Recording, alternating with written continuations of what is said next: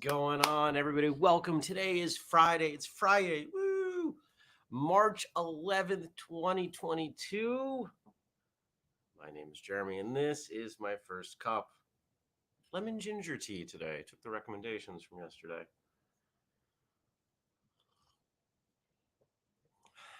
Yeah, that's pretty good. Not bad at all. Good morning, Mark. Thank you.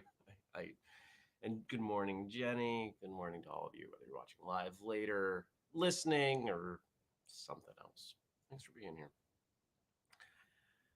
Well, starting to catch up on my work. It's not quite as bad in Jeremy's email inbox as it was, but it should get better today. I'll catch up next week. But man, there's just so much going on. Oh, you guys, there's so much work. So much work. Had acupuncture yesterday. I went to the bank. I went to the gym. I went to the grocery store. Good morning, Mel. Good morning, Dennis. I was just working. I was working, doing some more working. Guess what I'm gonna do today? The same thing. I'm looking forward to this weekend. You know, I intentionally didn't come back from vacation on a Sunday. You ever do that? Take a week or more off, and then you come back on Sunday, and you have like, I don't know, 4 hours of being awake to prepare for, and just that transition into the work week is brutal. I had a day, probably needed more than that, but at the same time, I don't think I would have taken more than that. So it's all right. You know, I look at my standards for getting work done and responding to people and everything, and I realize they're far beyond what most people do. It used to be if I don't respond to you in 48 hours, then you got to write me again. Now it's, I'll write you back eventually. Although there are some emails that come in, I'm like, I'm not going to reply to this. I don't want to talk to this person. It doesn't happen very often. But usually they're writing in and they're complaining about something in a non-productive way. And they're not someone that matters. You know, not someone I already have a friendship with or a professional relationship with. You know, those people, sometimes I delete their emails. Like, rare, but it happens.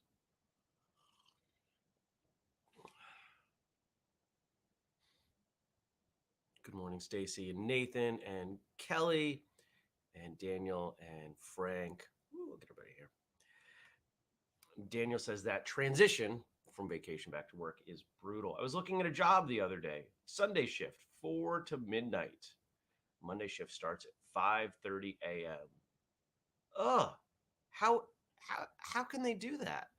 It's like the worst possible split shift. You're gonna work 2 8 hours, 8 hour days in 24. That's and it's not even 24. It's considerably less. That's gross. I assume the pay was good because it would have to be.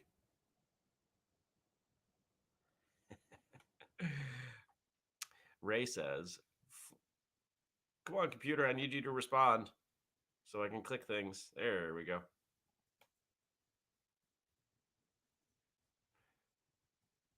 Come on, you can do it. Ray says, 48 hours, slacker. I expect an immediate response 24/7. You know, I almost never do that. If you get trapped into those email conversations that are happening almost in real time. Somebody emails you, you email them back, and they email you right back. This is why I use Gmail, and this is why the schedule send is brilliant. If I know the other person's on the other end and I don't want to get trapped in that, I schedule it to be sent later so that I don't have to deal with it. Schedule send and snooze are two of the best features in Gmail. If you don't use them, check them out. Oh, Daniel says that job was minimum wage. You've got 5.5 hours to get home, eat, sleep, get back to work for minimum wage. Yeah, I think they're going to have a hard time filling that. Dennis is asking how Frank is feeling after being ill earlier in the week. Kelly says, Ray, oh, I'm sure he could respond. He might not like the answer.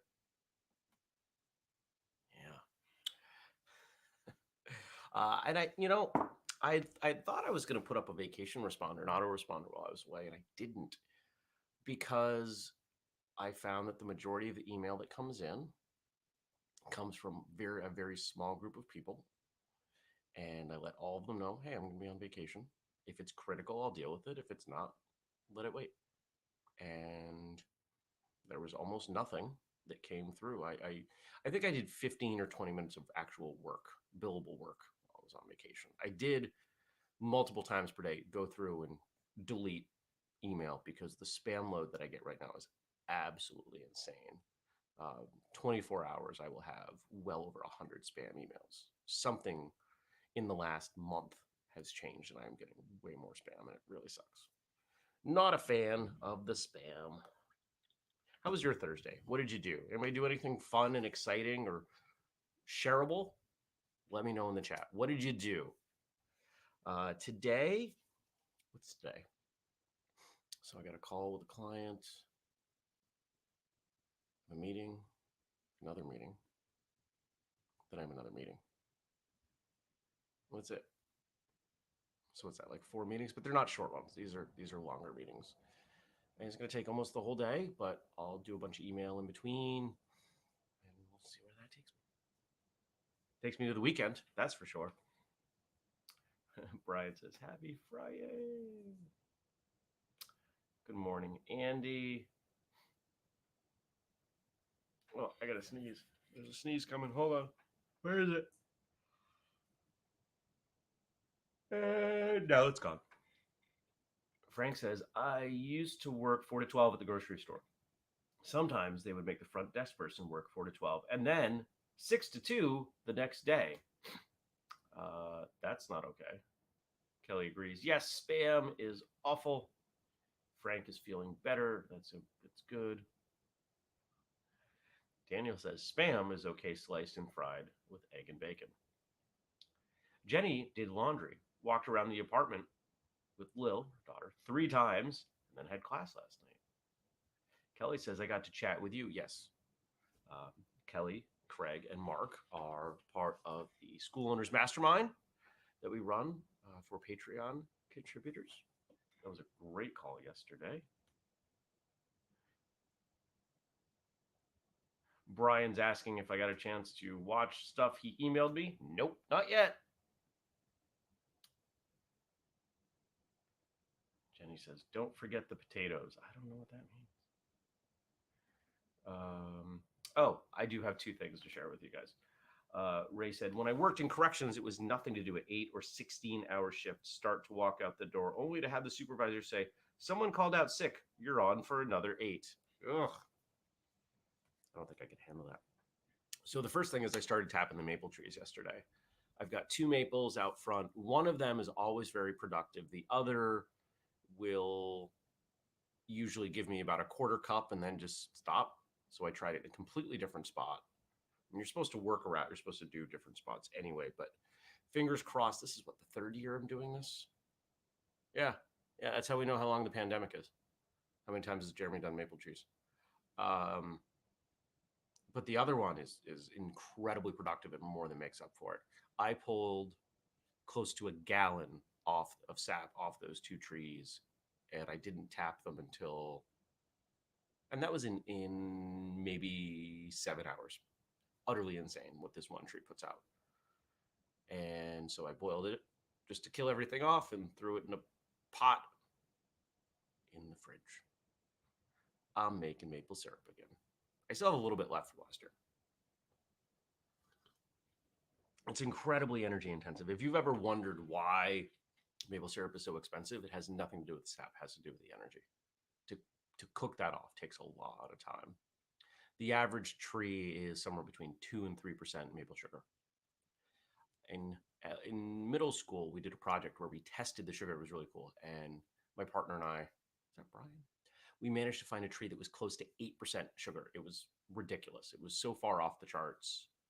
and you could taste it. Normally, um, if you drink maple sap, which you can, it's perfectly fine. There's a tiny bit of flavor, but this was like, oh, this is like a maple water. Pretty good. Brian says 40 to 80 gallons of sap per 1 gallon. Yep. I would say that's a little bit on the conservative side. Daniel says tapping maple trees. Sometimes I'm reminded how we live worlds apart. We sure do. Here's the other thing. So when we go back, remember January 3rd, we released the Dan Millman episode, and I talked about that episode and what that meant to me. And I've shared a little bit of how I became acquainted with his work. And for those of you who aren't familiar with that story, the very short version, sophomore year of college, girl moves into the dorm. She's cute. We start talking. She's like, you got to read this book. So I did. A very short time later, like less than a month, she's gone from school. And if I remember correctly, I didn't end up giving her her copy of the book back. I'm not sure on that part. But since recording that episode, I've been thinking about her. Didn't remember her last name, knew almost nothing about her, have vague memories of what she looks like. But then over the last couple of weeks, I remembered there was a rumor that one of the area coordinators, one of the staff that kind of looked over all the students, think of it like an RA, but next step up and not a student, that one of the area coordinators was her cousin. I haven't talked to that person in close to 20 years. So the other day, Wednesday night, I just said, let's go. Let's shoot for the moon. I knew she had gotten married, and so I plugged in what I remembered her name to be, found her, friended her. She said yes. Pretty quickly, I wrote her a message, and I said, hey, so lived next to Alicia for a short time, sophomore year. She left. I'm trying to track her down. And I vaguely remember people talking about how she was your cousin. Can you put me in touch with her? And she writes back, why do you want to talk to her? And I was like, so here's the story. So I gave her a very condensed version. And it took her minutes to, like, she'd start, on Facebook Messenger, people start typing and you can see that they're typing. And then she'd delete it or not type for a while. And it took her minutes, and she finally just wrote, wow, that's quite a story. Yeah. And the gist was, I want to connect with Alicia and just say thank you. That book, that her in that very short period of time did something that set me on a path that changed my life completely. And the completion of this circle, getting to connect with Dan Millman, and I'm currently making plans to go visit him in New York at his invitation. It is just blowing my mind, and I really want to thank her for that, because we don't. It's so rare that we do a small nice. I'm sure this was not a big deal to her, but she did something kind, and it literally changed my life. And I can't imagine that wouldn't make her feel good. So I want to thank her. I want her to know this. So Shelly and I traded some messages, and she said, I'll reach out to her. I'll see what I can do to connect you to. I was like, oh, thank you. So fingers crossed. We'll see what happens.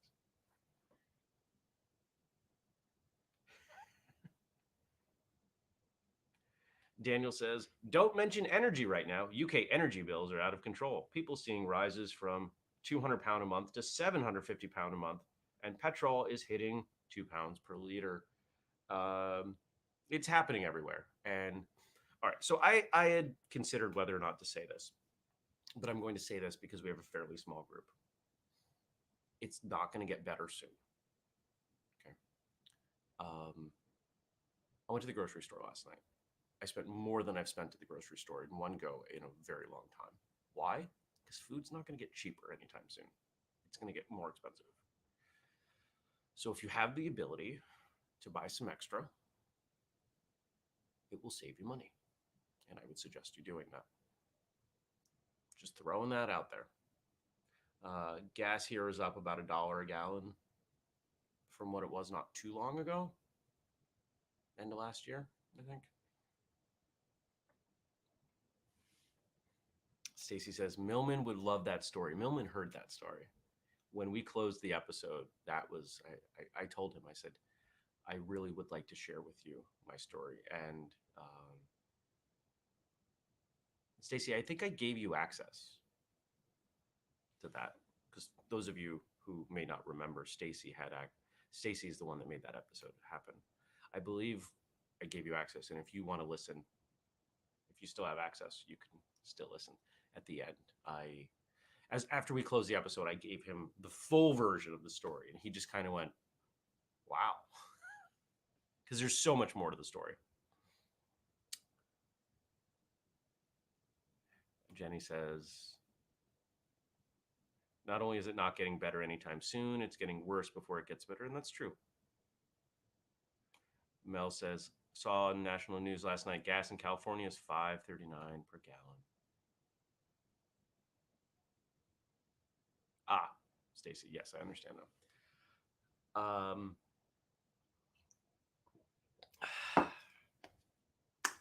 Yeah.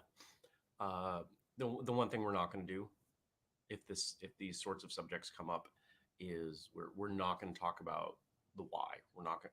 We all know roughly the same things. We're not going to unpack them publicly. I do not want the show to turn into anything of that. I have opinions. You have opinions. That's not what this show is for. This show is meant to be one of the rare things out there that brings us together. So we don't need to go there. Daniel says, just so we all know, $2 a liter converts to around £2 per liter converts to around $10.50 per gallon. Now, it's a good thing you guys have those really little cars that get very good mileage and you don't have to go very far. Yeah. Yep.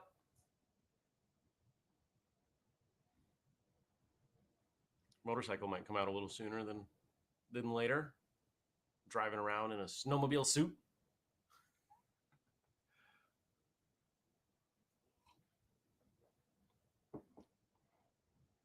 Wow. Dennis says, one of our fellow Superfoot black belts reported $7.31 per gallon in Beverly Hills on Wednesday. That's crazy.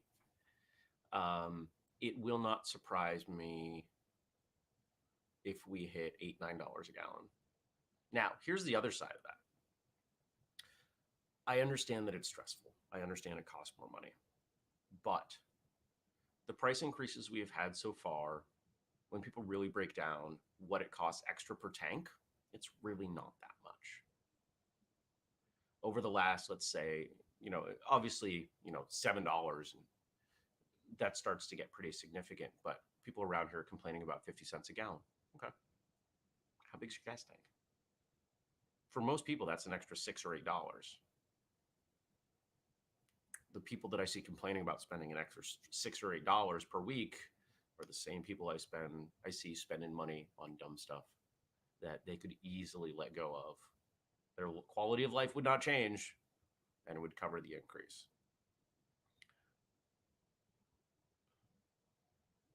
And I will put a hard stop on the statement there. Okay. It's Fri-Yays, which means we got jokes. Frank gave us jokes, as one would expect. Thank you to Frank. And I think we've got some in the Facebook group that I will read after. The jokes for Funday Friday. March is National Craft Month. I've started a business crafting small figurines of Muhammad. It's making little profits. An old man runs an herbal restaurant. Some say he's the best in his craft. I'm sure he was an old timer. That one you kind of got to see. I got a job crafting toy models of the dwarves from Snow White. The pay sucks, but I'm not lying when I tell people I make 7 figures. How do Romans make arts and crafts? With Caesars and glue sticks. Caesars. Caesars. I don't get that one. Caesars. Oh, scissors. Caesars.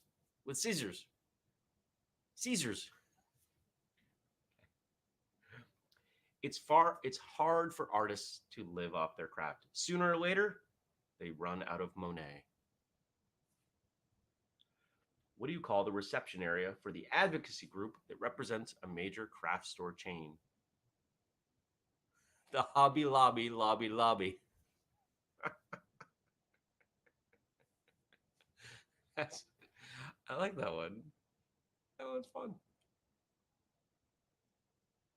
I try to commit some of these to memory and it doesn't work well, but that one might stick. A knight was complimenting a blacksmith on his armor crafting skills. The blacksmith responded, "It is my strong suit." What book did the puppet read to get better at his craft? Ventriloquism for Dummies. I knew I was an adult when my sister in law asked me to supervise my nephew while he was using scissors for a craft project. I knew I wasn't an adult when he stabbed himself in the eye and I passed out.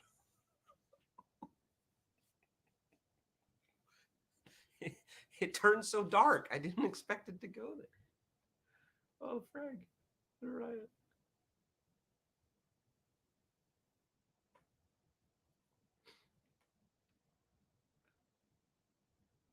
Nice.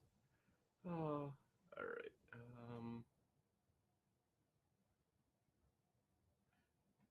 I'm switching over here. All right. Where do the other jokes go? Facebook. Close this. Um,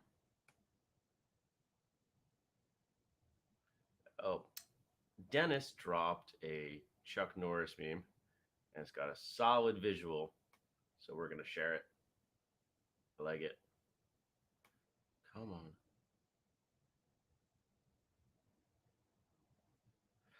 So Mel is dropping the one joke that stays in my head in the chat. What do you call a fish in a bow tie? Sophisticated.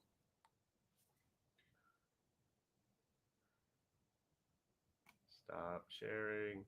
Share again. Share Facebook. There we go.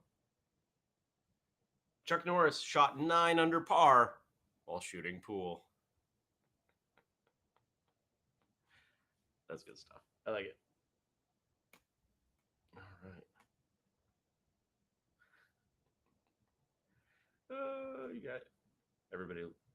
I haven't seen this many laughing emojis in a while. Yeah, Frank says you can see what a visual element there is to some of these jokes. Absolutely, like the Monet one. Like you got to see some of these.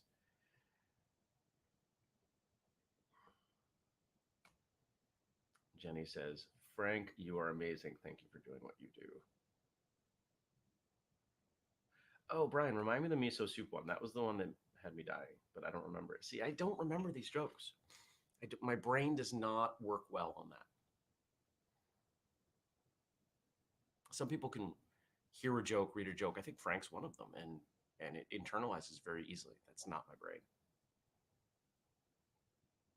I'd like it to be. Pour more tea. Where are we going here? We're doing this. All right, and we've also got a little bit of content to talk about. Frank shared something kind of interesting, and I'm going to read it to you. Oh, where's the setup on this? Close that. No, this. Okay. At some point, I got to do this. Maybe I have to get a. I don't want to use that computer for this. Tap. Come on. Here we go. All right. This Friday, I thought I would do. This is coming from Frank. I thought I would do something a little different. I came across an interesting story from a Ukrainian website. I think it is a notable example of improvised weaponry. This is part of an article roughly translated by Google from life.liga.net.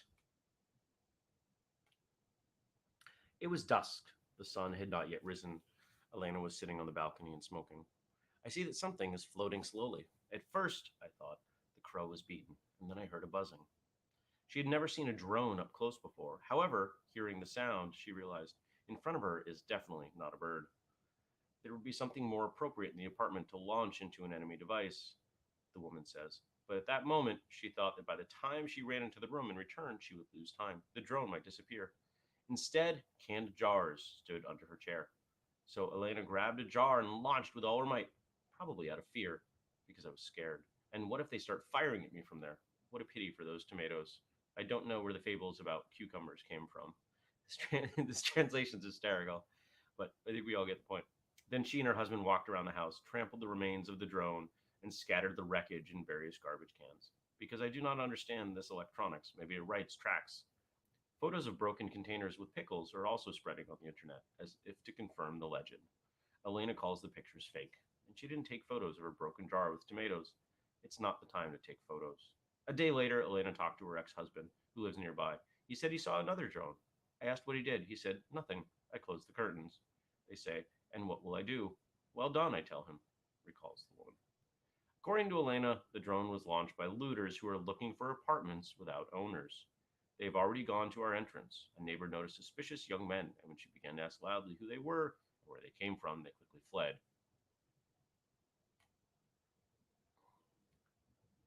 Do not underestimate the value of something unconventional. In this case, a jar of tomatoes.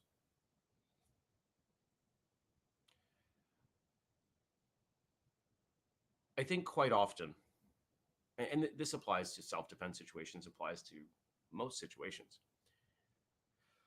We are we get trapped in what seems to be sensible, what seems to be logical. We're fearful what others will say.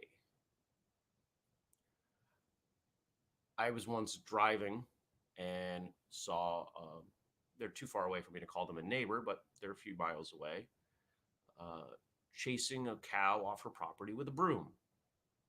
Now, if you went to any cattle rancher and said, what is the appropriate tool with which to prod a cow? None of them will say a broom, but in this case, a broom was effective. And based on the confidence, this was not the first time. I said, "No." I had to wait because, anyway, I had to wait for the cow. And I rolled down my window. I said, you've done this before. She said, oh, yes. The improvised weapon worked well. Improvisation is an incredibly valuable thing. When we talk about self-defense, we talk about people freezing up, panicking, not being able to be aware of what's around them, what they have available to them.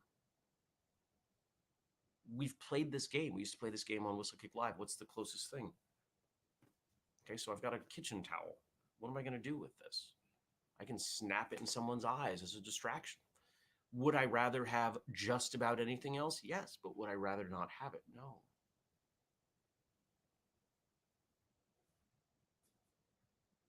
Jar of tomatoes.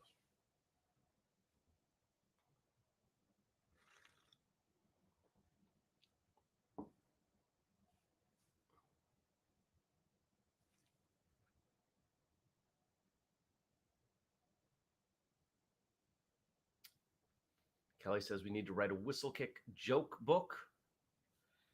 And Jenny says, Frank writes it, I'll publish it. I agree. We would need Frank on that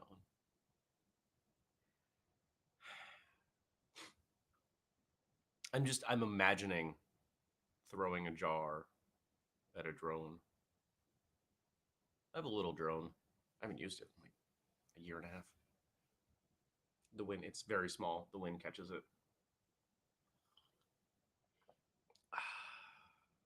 Good tea. Good recommendation, everyone. Well, I hope you have a good weekend. I hope you are not put in a situation where you have to throw jars at drones. But if you do, may your glass breakage be minimal. I hope you do good things and happy things and have an enjoyable Friday. And I hope the jokes and the story and the conversation set you on the right path for a good weekend. Leave me stuff to talk about for Monday. If you want to leave things for me to talk about, easiest thing to do, leave them on the Facebook page, facebook.com/first cup with Jeremy. If you don't do Facebook, email me, jeremy@whistlekick.com. If you want to support us, the three main ways: pick something up at whistlekick.com with the code firstcup15. Join the Patreon. We've got an episode that I recorded a different intro and outro for yesterday. I did get my intros and outros done. Excuse me. Because we're releasing it in video on Patreon. It'll be audio only on the feed. Okay. Of course, you've got whistlekick.com/family. Did I update that yesterday? I think it was yesterday. It was yesterday or Wednesday. I don't remember. Time is blurry. But there are some updates to the family page. And don't forget, we do the show every weekday, 6:30 a.m. U.S. Eastern Time.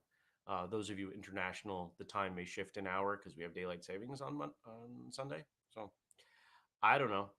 I don't know what that's going to do to your timetable, but I'll be here.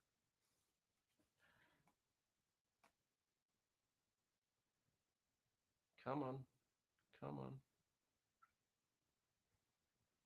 Kelly says, I got the Flex and Force programs yesterday. I saw that. Thank you. I appreciate it. Let me know if you have any questions or if there's anything I can do to help. Everybody do your thing. Be well. See you on Monday. Take care.